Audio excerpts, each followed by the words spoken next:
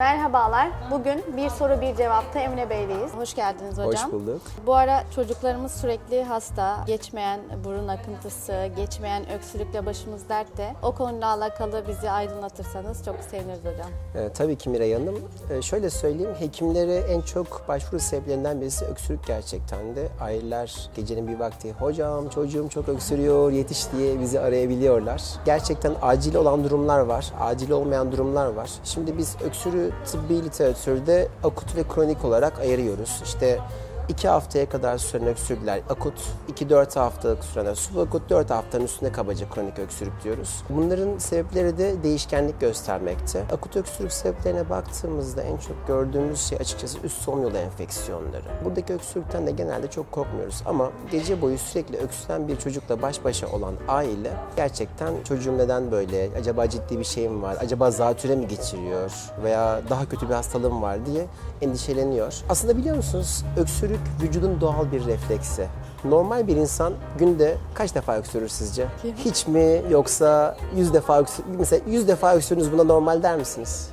Yani durumlara bağlı değişebilir sanki. Şöyle söyleyeyim, günde 10 defa öksürük normal. Tamamen normal. Öksürük vücudun sekresyonları temizlemesi için tamamen doğal olarak oluşturduğu bir refleks açıkçası. Hastalandığımızda özellikle bu trakeamızda, laringsimizde, bronşlarımızda olan mekanoseptörler, kimyasal reseptörler öksürüğümüzü oluşturuyorlar. Şimdi öksürükte peki ne yapmak lazım? Hangi öksürük acildir, hangisi değildir? Eğer çocuğun ciddi bir solunum sıkıntısı varsa bu acil bir durumdur. Bu da atıyorum bir yemek yiyoruz, bir şey içiyoruz. Hani genzime karşı deriz.